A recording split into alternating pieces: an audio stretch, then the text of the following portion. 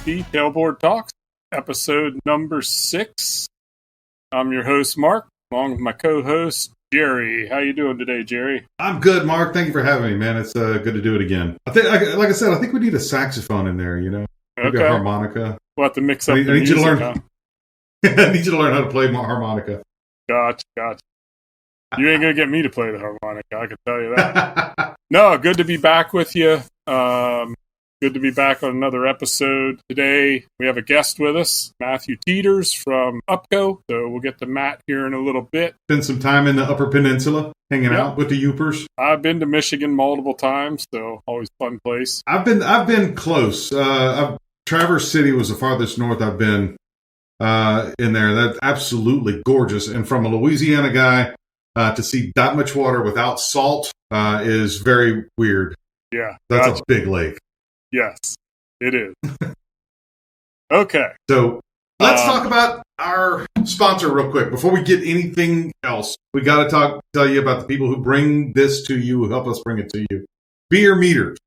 Bierer USA Utility Support Assistance is Bieer's one-of-a-kind, no-cost service to the electric utility industry, including professional customer service, technical support, repairs, and collaboration, live line conferencing, on-site field training, speaking at tool or work methods, committee meetings, safety conferences, seminars, presentations. They will come to you and show you all about their product, Bierer Meters, made in the USA, family-owned, phenomenal products and company and people, most of all. So give them a call, 803-786-4839, 803-786-4839. Bierer Meters, Bierer. Thanks, Jerry. You're welcome, man. Always good to give a shout out to our cohorts at Bierer Meters. Yeah, good guys, good people.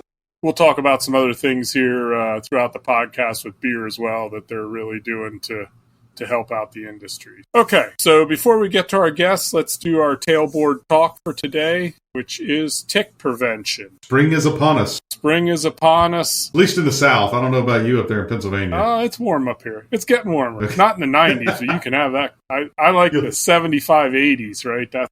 We all do, but yeah, not all of us have that luxury. Well, you don't have ticks in the South because it's too dang hot. They don't like all that stuff. We do have them. At least when I was a kid. But it's like, Coils and Roadrunner and stuff. I remember more of those being around when I was a kid. But I used to also play in the woods a lot more. Yep. Being a little hick from the country, you go play, in the field in the creek, and you'd come back with ticks on you. But it's really prevalent. So the thing about ticks is you don't notice having them on you until it's too late, or until they're dug in, and by then it is too late. So once they bite you, it's over, right? Yeah, and they like to find places that don't necessarily have the best feeling, right? They like the warm areas, the cracks and the crevices in your body and so on, right? So I'm something crawling on my neck, I feel it instantly, right? Something crawling up under my arm or something, I don't necessarily feel it quite as quick. But I don't like stuff crawling on me, so I've been fortunate not to have too many ticks on me. But I know people that get them every time. They can just step in the woods and they get ticks on them. So the thing is that, and one of the main things we have to think about when we're working is that our mind is somewhere else. It's on the job. It's not on whether or not we've got ticks on us. So oftentimes we don't even think about that until we get done. We get back home, and even then you're not really kind of paying attention to it, because by then they've probably found a place. They haven't dug in yet, but they found a place to light and are just biding their time at that point. So a lot of factors against you realizing that you may be carrying around a little podna. And, the other thing, too, is we always think about ticks. I'm going to get them if I'm in the right-of-way, right? Or I'm going to get them if I'm in the woods or high grass. And those are the more prevalent places to get ticks, right? But that doesn't mean you can't go right out here in your lawn and get ticks, right? Right. We have areas, my main background is substations, and we have been at substations that are near wooded areas, right? The lawns are cut around them, and we've showed up for walk downs, things like that, and 3 or 4 people say, "Oh, I have a couple ticks on me when I went to leave." So, We got to, to your point where we don't think about it or we don't prepare for it, it's not just where you think ticks are. Ticks can be everywhere, right? All they need is grass and vegetation, those type of places. So, obviously we got our repellents and stuff that you can put on real time.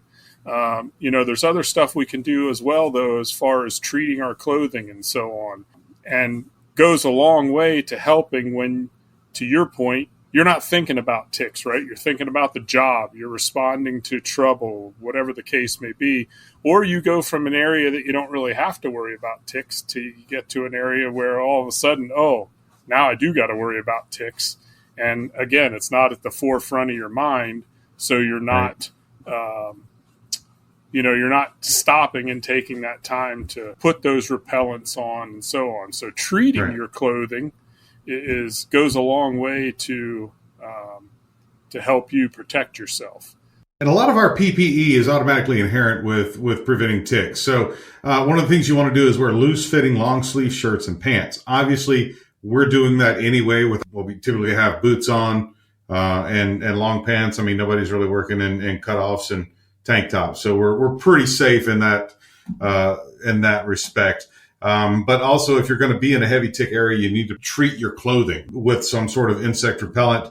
0.5% permethrin is probably the best thing to do, and that'll last for a few washes too. It'll get you 3 or 4 washes, I believe. Or you can buy the permethrin treated clothing. But the great thing about it also works for mosquitoes as well, so it's a double duty there. If you're going to do that, though, make sure you read the directions on the product. Yeah, always follow the manufacturer instructions for applying that stuff. You don't want to ruin your clothing and such. The other thing you can do, too, is, taping your cuffs, taping the bottom of your pant legs, tucking them in your boots, right? Things of that nature.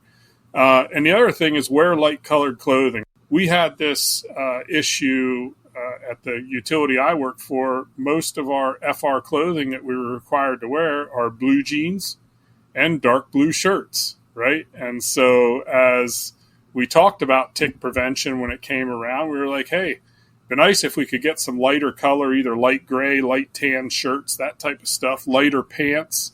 Not only does that stuff help you with heat, and keeping your workers cool, but it'll also help you when you're trying to identify ticks and that type of stuff on your clothing. It's a little easier to see those things when you have lighter clothing on. So, be careful. They'll put you in white Tyvek. Yeah, right. So, if you get a tick on you, use the proper tools to get it off. Do not squeeze them. If you leave the head in there, it's not helping. The original Tick Key is a great product. I've known those guys for years, doing the trade show circuit with them. Give them a try. They actually have that available online now everywhere. The original Tick Key, give them a shot. I think it's tickkey.com, but I believe they have it at Walmart now too. So that's even better. There's no chance or no reason for you not to have that. Yeah, there's plenty of stuff out there to And the other thing, too, the CDC website, right? If you're looking for information on any type of insects, ticks, mosquitoes, prevention, stuff you can do, tips, if you do get a tick embedded in you, right, that you can follow, you can always go to the CDC website and they will give you a lot of good information on how to respond to that stuff as well. Awesome. All right. So now that that's done, we've given you some safety information, a tailboard talk. We can actually talk to our guest now, the man that we're here to talk to. Move up to the Upper Peninsula, the Upper way, I guess. That's a good ways away from here, man. I'm sorry. Yeah, it's quite a haul to you. Yeah, from Central Louisiana all the way up to Upper Peninsula. In the blink of an eye, we're going to talk to our special guest, Mr. Matthew Teeters. Matthew, welcome. Thank you. Yeah, good to have you, Matt. So just for everybody's awareness, Matt is the operations manager for UPPCO, which is the Upper Peninsula Power Company in Michigan. So look forward to talking with Matt today. So give us a little bit about your background and kind of how, obviously you weren't hired as an operations manager at UPPCO. So what's your background? What's your kind of career path look like in from a 5,000 or 10,000 foot view to where you're at today? What did that look like?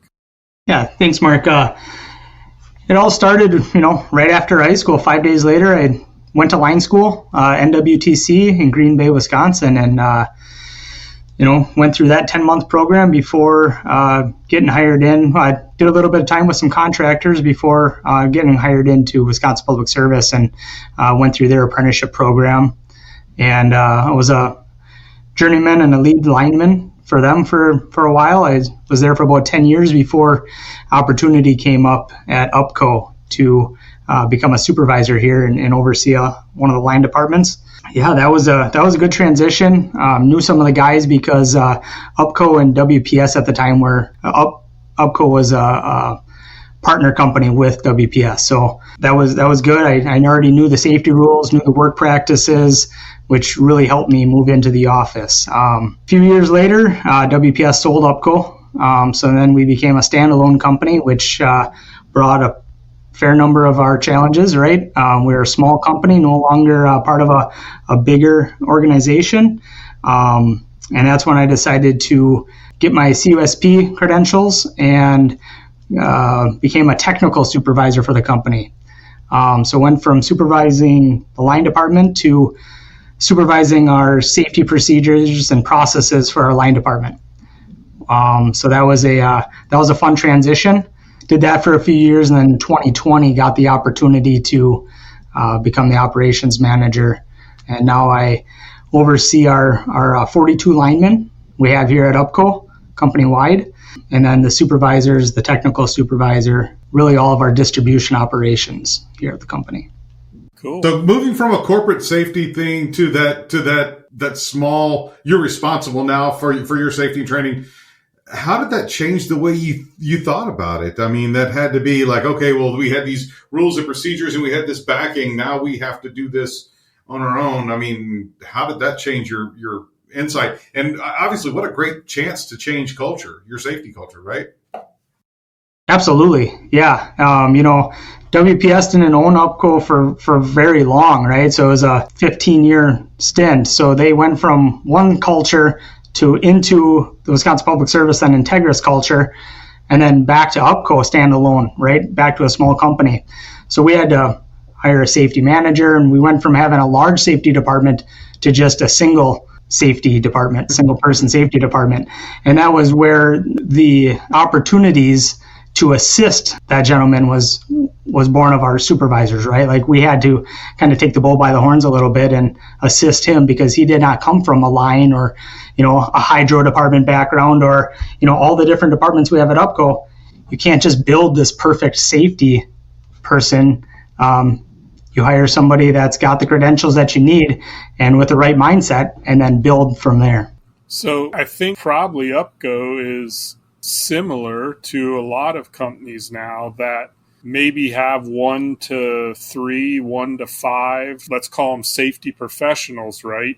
And then the rest of your safety is really on, let's call it the front line, right? Your frontline supervisors and obviously your frontline workers, right? We're all responsible for our own safety, which I think is a very important aspect of the safety culture, right? If you have frontline people that their mentality or their thinking is safety's not on me, that's the safety guy, we got a big gap to fill, right? So how was that kind of in follow-up to Jerry's question with you, how did you see that transition at the workforce level when, again, you went from that WPS culture where there was a lot more safety support, a lot more safety backing, to a point now where safety's really everybody, right? It's not that safety group. Or what did you see that transition as from more of a worker level?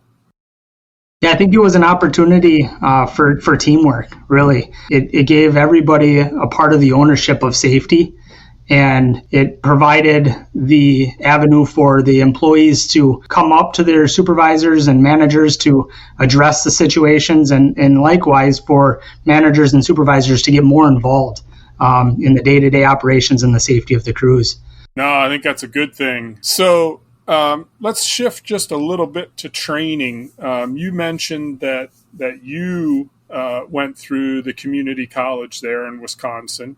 And, I think a lot of employers rely on potentially talent from community colleges, right, across the country. What are those community colleges doing, or how, I guess, is the talent coming from those community colleges to your organization and others, right? Is that, I guess, one, is that do you guys have a partnership with them, or do you just look to certain colleges to get that talent? What's that relationship between the community college and specifically UPPCO? Yeah, so we have a couple of them in the area. We have one at Northern Michigan University that we've been partnered with for quite a while, and since its beginning back in 2001, 2002 timeframe, and I would think that about half of our line electricians graduated from that program,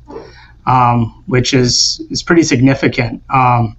So we don't hire a lot of apprentices. We don't train a lot of apprentices, but a lot of them will go out, seek work elsewhere, go work with the contractors for a while, and then they want to get back home. The UP is a very special place to a lot of people, and so they bide their time. They get their apprenticeship completed, a lot of them, and then they come back to UPPCO. And that value of that school just introduces them to the trade and gets them a better understanding of what it takes to be a line electrician. Now, do you guys collaborate with the community colleges? Like, do you have I guess you could call it a say or input into what? Yeah, absolutely. The program at Northern we do have a partnership with.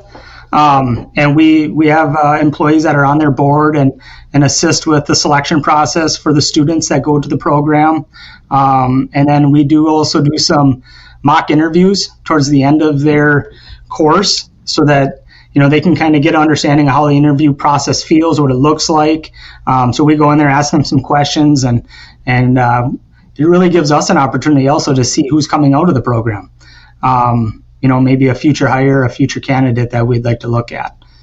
Yeah. And then also the program down at NWTC in Green Bay, that is who we were partnered with for our apprenticeship program, our internal apprenticeship program. So the 600 hours of training that our apprentices are required, they get that down at NWTC. So we send our apprentices down there for 4 40-hour weeks every year, and we send them down there for that training. So they go through a Wisconsin Department of Labor apprenticeship program and a Michigan Department of Labor program, because here we want to evaluate and test them on their understanding of UPPCO practices and safety rules. So it's kind of a joint effort here between the two states, which is pretty unique. But it was the opportunity presented by NWTC, and they have a really good apprenticeship program down there. I mean, I don't want to toot T&D Power Skills horn, but NWTC has been a client for T&D Power Skills for quite a while. So thank you for that, Matt. I appreciate that. and now we're using that same platform for some of our internal evaluating for employees with our partnership through NWTC. So thank you. And here's the thing that gets me is that, to me, it's incumbent upon the utility to partner with the community college to inform each of them informs each other what they need. Okay, the utility. Okay, look, man, I need a lot of people. You're training a lot of people. This is kind of what I need them to know. And obviously it all works out great the way that works. Yeah, that's my thing. Don't you see that it's incumbent upon the utility to help that community, no matter which community you're in, no matter which college you're partnered with. to build that line worker that you see that the area needs or the community needs, right?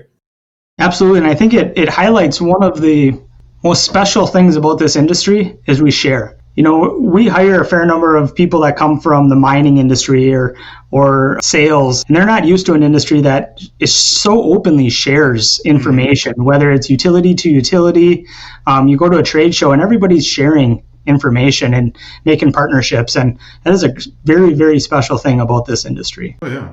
Well, we're all in it for the thing to keep everybody safe. I mean, at least that's what I'm here for. It has become a pathway over the last, I'd say, 10 plus years. I've been in this industry 25 plus years. I can't say it was fully that way when I entered this industry, right? There was a lot of siloing and keeping it to yourself and I'm not giving away my secrets or my tricks of the trade. And I think we've come a long way, like Jerry said, in the striving for, the safety results and the safety culture and everybody goes home the same way they came to work type of mentality, and the sharing that goes on in this industry, is a great thing. And that's probably a pretty good segue, Jerry, into our sponsors sharing that they give back to this industry, which is something pretty special. So why don't you tell us a little about that? Yeah. So Bierer Meters, the guys at Bierer Meters started this little thing called ECOS, the Electric Culture of Safety.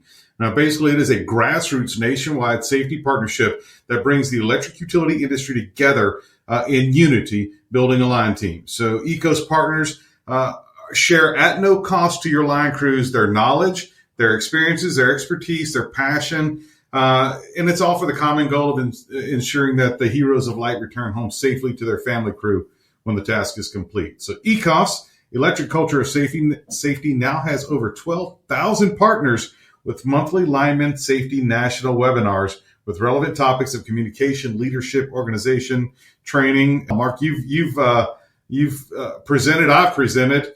If you want to know more about it, or to partner up, or to find out more about it, email safetytraining@biermeters.com, safetytraining@biermeters.com, BIERER meters.com, or go to electriccultureofsafety.com.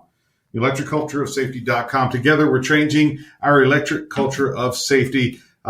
Phenomenal webinar series. I think this month I know our buddy Dan Taylor is doing rigging, and I just got that email this morning. Who else? I think he's with Curtis, I believe. Yeah, Curtis Bradley, who was our guest last podcast. Both phenomenal individuals. Dan has one of the greatest laughs. If he gets the giggles and starts chuckling while he's teaching, he has one of the greatest laughs ever. So it's fun. Yeah. So shout out to ECOS. Always a good thing. I'm heading back down there in June. And if I'm not mistaken, I think, Matt, you might have just had a visit from Brent and ECOS. I think I saw. Is that correct? Yeah, they were. He was up here 2 weeks ago and presented to all of our line electricians. And yeah, great message. It was very appreciated. They do a really good job with the ECOS. And we've had similar partnerships with ISPC here over the years, and same Dan Taylor coming in to speak to our employees has been great. Yeah. Good guy, good people. Yeah, and hopefully we'll get back up there soon. I wouldn't mind another trip to Michigan. As long as it's not in like December, January. Yeah, don't bring me up there in December or January. I want to go up there in June or July. Well, 7 months out of the year, you probably want to avoid the area. That's right, yeah. I've been up there in the winter. It's not pretty, so yeah. All right, so Matt, I think we talked, about the apprenticeship and the initial training and that type of stuff. Let's shift a little to okay, now I'm the journeyman, right? So as your company at UPPCO, and I know this kind of ebbs and flows as you talk to people around the industry, but, what are you guys doing at UPPCO for your people once they're journeymen, right? So now I'm a journeyman. I got my so-called wings. Let's set sail and go work, right? But we all know, I think especially the three of us on this call, that it doesn't stop there, right? We need to be providing these guys training? And I'm not talking about, the what I call compliance training, right? The bucket truck rescue, the CPR first aid, the maybe confined space, that type of stuff. I'm talking about, what are you guys doing to ensure that your people are staying top notch year in and year out? Because I know a lot of companies out there, and I'm not going to name any names, but I know a lot of companies out there that once you become journeyman, the refresher or continuing education training is just not there. And so what are you guys doing to combat that? Well, one of the things that we do is annually we have what we call line school. We bring all of our line electricians or linemen into teach topics that they ask for, right? So throughout the year, we ask, kind of what people are looking for additional training, and we bring in a trainer, or we internally train employees on the subjects that they're looking for. So this year we have transformer banking, and we have NWTC and Pete Milesville coming up this year to provide a fair amount of that training, as well as a few other topics when it comes to our work standards and construction. So that's one of the things that we do. In addition to that, each month we have our work methods meetings, where we bring a lineman or two from each of our 6 districts, and we roundtable and talk about what's going right, what's going bad, where do we have room for improvement, what training is needed, and that way we can spot certain training at each district as needed, and do more of a one-on-one type training for employees with that. So that's kind of been working for us. We're also looking at a new LMS platform so that we can do a little more of that online training, making sure the content that needs to get to the employee is getting to the employee. Because when supervisors, each one of them might have their own different ability to train or discuss a topic, it might not get all delivered the same or reach the employee the same. So we're hoping that through an LMS program, we can get the content to each individual employee delivered appropriately. That's our goal with that new LMS program. My kind of next question was going to be, being a smaller company, I'm assuming that you rely on some of your supervisory level people to deliver some of that training, right? And don't think it's because you're small. Again, I work for one of the largest investor-owned utilities in the country, and we relied on our supervisors to deliver training. And one of my, I won't call it a complaint, but one of my observations to more senior leaders was always, listen, we have really good supervisors, but if you are delivering training that is important or maybe even critical, that every bit of it gets delivered and gets delivered properly, how do you ensure that each and every supervisor, any one person is ever going to deliver it the same, but how do you ensure that your people are getting the same training in those 6 different districts, right? So that they're all up to speed on your work procedures and your processes and so on. I mean, it's a tough juggling act. Absolutely, Mark. And that is, where this line school, as we call it, we bring all of the linemen down to one district, that we split each work group up so that it's 3 different days. They get the same content each of the 3 days. And we make sure that, it's the same presenters. So the message is the same to all of them. And then the same goes for the LMS, trying to deliver that consistent message, because safety meetings, all of that is ran by our supervisors. And like you said, we have great supervisors. It's just their ability to maybe train a specific subject or deliver the same message can be difficult. I definitely did my best when I was in that position, and it's not always easy, right? They're not hired to train; they're hired to supervise, but they get tasked with a lot of different items. I think the thing that I've said, and I know Jerry has heard me say this before, is everybody wants to do it the right way or deliver things the right way, and nobody intends not to. But you can have the best supervisor in the world, you can have the best employee in the world, you can have the best worker in the world. That doesn't make them a trainer, right? There's a special skill set to being able to train, because if you can't connect with the people that you're trying to deliver your message to, again, you can be the best employee supervisor in the world, and it's just going to fall short. It's that simple. And so I think it's a struggle. There's even trainers. I've sat in the classes, right, of the trainer that reads the PowerPoint off the screen, right? Like, I can sit down and read the book myself. I don't need you to read it to me. So I think it's a struggle industry-wide.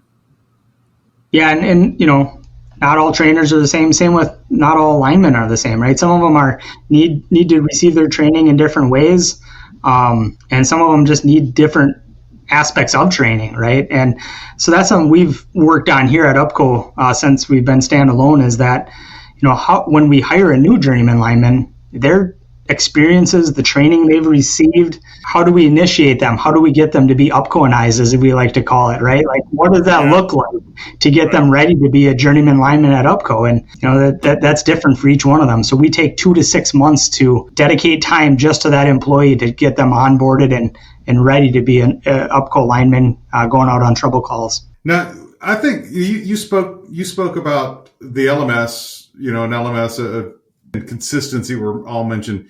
To me, the LMSs, the computerized training that we have available and accessible to us, give us an opportunity to have consistent training now, whereas it didn't before, especially over large areas.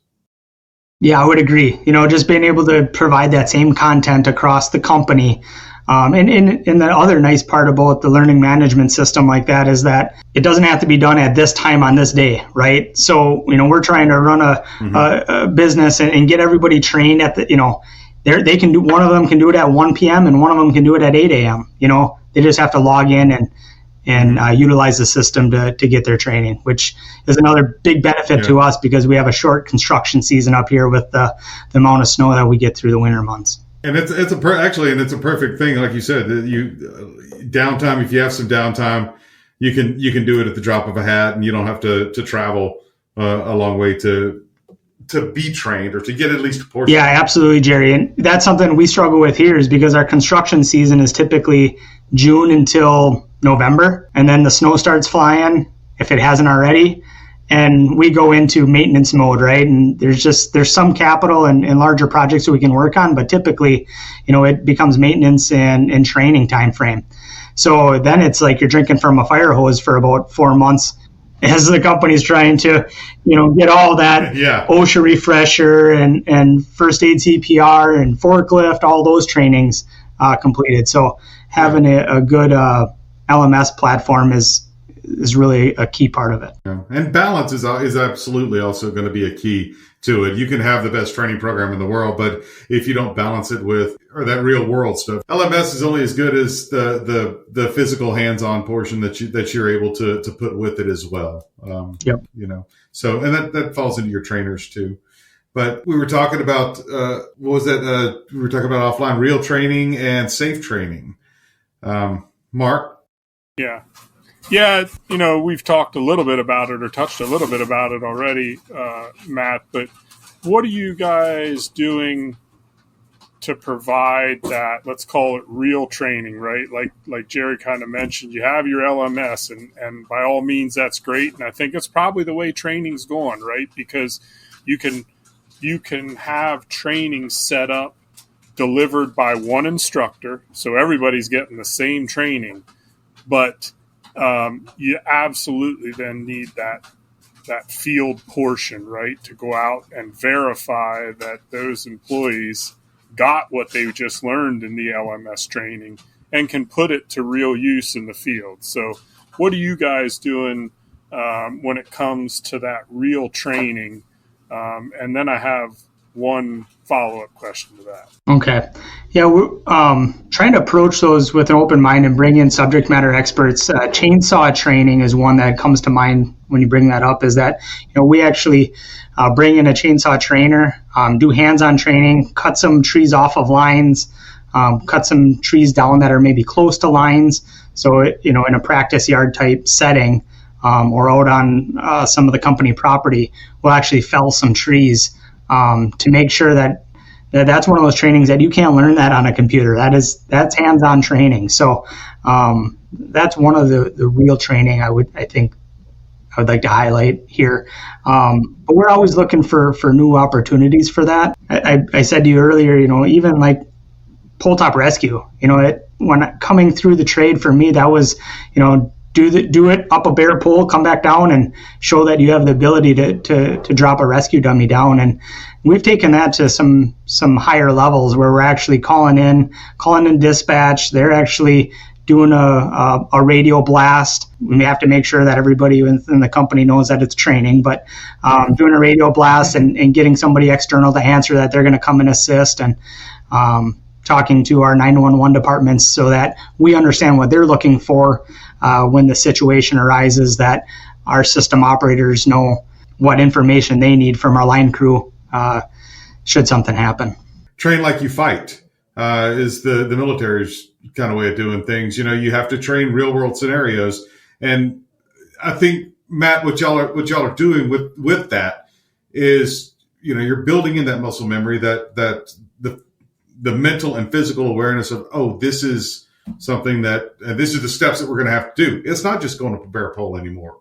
There's so much more. And the thing is, most of this stuff that we're doing as an industry is going to need to be performed in an emergency situation, right? So could be somebody's life at risk, could be, whatever the case may be. We need to be able to bam, bam, bam, put that stuff to work right away. We can't have to stop and think, now what do I do, right? So it's important to build that, like Jerry said, muscle memory, right? To be able to recall very quickly what I have to do. So have you noticed a difference in perception and I guess general attitude since you started doing that, since you started training that way? I think at first, because it was something new, right? There's that skepticism, that little bit of pushback of maybe why are we doing it to this extent? But now, we through the COVID years, we had to scale that back a little bit, right? Trying to make training work during that time, and then it was kind of missed, right? Guys were like, "Hey, we're not doing that now," So now we're trying to get it ramped back up to that. People are seeing the value. Our crews are all seeing the value of that heightened, more real training, which goes a long ways with the guys. Well, they know that at some point they may have to, and they may have to remember how to do all this. Yep, right. And exercising all the different ways that we can call in for a situation, right? We have our laptops where they can push a button for an emergency, or get on the radio and call it in as a K code, or call 911 directly, but working through so that they understand all the different ways that they can call an emergency and get emergency services coming their way. Probably the last question I have, Matt, is kind of just popped in my head as we were talking here. Do you guys do anything when it comes to skills evaluation, again, post apprenticeship, right? So, hey, now I've been a journeyman for 5 years or 10 years. I may be doing certain kinds of work day in and day out, and maybe not doing other types of work, right? And so how do you keep your employees fresh to the point of the conversation we just had about being able to recall quickly and react quickly?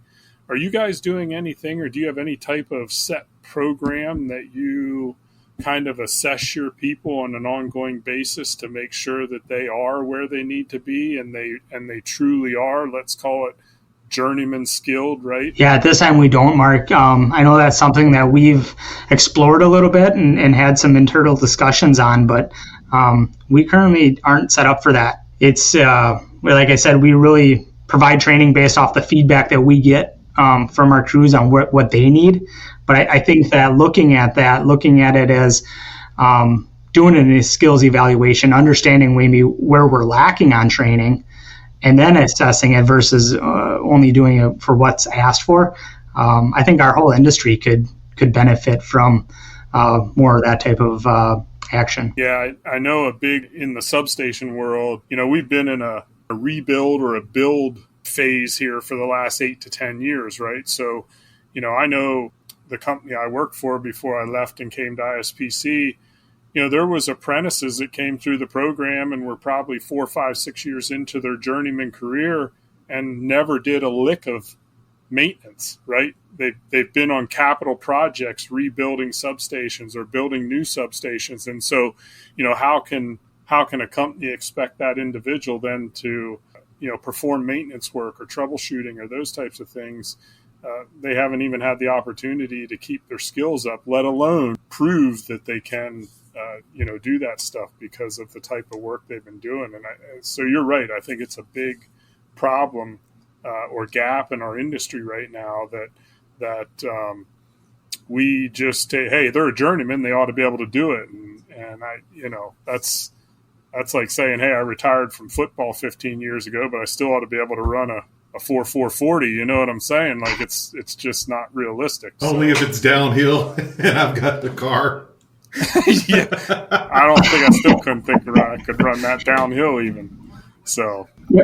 Mark, to what you said, I mean, the journeyman card is the same, right? Everybody has it, but the training and the background and their experiences are all different. And that's one of the things with UPPCO hiring mainly journeymen, why we had to do that initiation process to really get an idea of where they're coming into us at. What kind of troubleshooting do they have? We'll hire a journeyman that's never really gone on a trouble call to, a partial power, or one that's never terminated underground. And it's like, there's some gaps there in the industry that, when we hire a full rate journeyman, we have to make sure that they're ready to go and start responding to trouble calls solo and whatnot. So it's an interesting gap right now. I think the industry needs to do a little more looking into to try to bridge. Do you have any type of evaluation placement testing that you use specifically, or is it kind of just We do have it's not part of the evaluation for hiring. We go through a normal hiring process.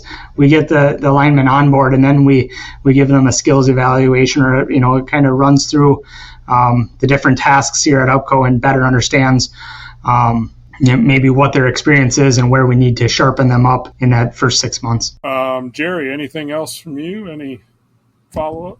We do have to mention our sponsor one more time. Bierer Meters, USA made, family owned and operated, almost 40 years. And number one, you don't see companies around for that long. These guys have been doing it for almost 40 years. Bierer products, the absolute highest quality, lineman proven, safe, dependable, accurate voltage and phasing meters, secondary testers, cable identification tools, ground testers, high pot tools, custom temporary protective grounds, jumpers and pole guards, and many, many more things that they do. I've been to their warehouse. I've seen them. Look, man, they get all the stuff. It's all made in the U.S. They get all these pieces and they assemble it right there in the warehouse, and it is something cool. They know everybody by name and family. I mean, when I say family owned and operated, if they're not a member of the family, they treat them like a member of the family. So, and they take that same attitude to everybody that uses their tools who's now a member of the family, and they want their family to come home safe. So Bierer Meters USA, Bierer Meters. Find them online and give them a shout, give them a try. You won't be disappointed at all. Thanks, Jerry. Well, Matt, it's been a pleasure talking to you, getting to know a little bit about yourself and UPPCO, and hopefully we've maybe planted some seeds out there of some things you guys are doing good, and I think no matter who we always talk to from podcast to podcast, one common theme is everybody has obstacles and hurdles that they're working to get over and gaps to close. And so, I think as we've talked in the past, the partnerships that are forming in the utility industry, like ECOS and others, is really where we need to go as an industry. We've kind of, I think, plateaued, right, as a utility industry when it comes to specifically safety. And I think the only way we're going to move that bar in a positive direction is if we all do it together. somebody out there has that silver bullet. I'm not aware of it. So I think we're going to have to all put our heads together and try to move in that direction as a collaborative group. So again, pleasure talking to you today. Thanks for taking some time out of your schedule to join us. Is there anything, Matt, you want to tell the thousands and thousands of people out there that are going to hear this? Well, I'll just put a plug out there. I mean, we really appreciate the work that ISPC has done with us and training on our personal protective grounding here at UPPCO. We had Jim Vaughn up here. He did a great job. And just our partnership with you guys has been great. Partnership with Bierer Meters has been great. A sponsor of yours. They've been really good. We're just thankful for the teamwork that you guys bring to the industry, and that's about it. We appreciate that, Thank you, Matt. Really we appreciate do. that. So, Jerry, you want to kind of cover the closing comments? The views and opinions shared in this podcast are the personal viewpoints of the participants and may not necessarily reflect the stance of the Institute for Safety and Powerline Construction or its staff. It is highly advised to consult your company management before implementing any actions or policy changes. Please support the sponsors bringing this content to you. Check out BeerMeters.com. Guys, thank y'all so much. I'll see y'all next time. Thanks, everybody. We'll catch you next time on ISPC Tailboard Talk.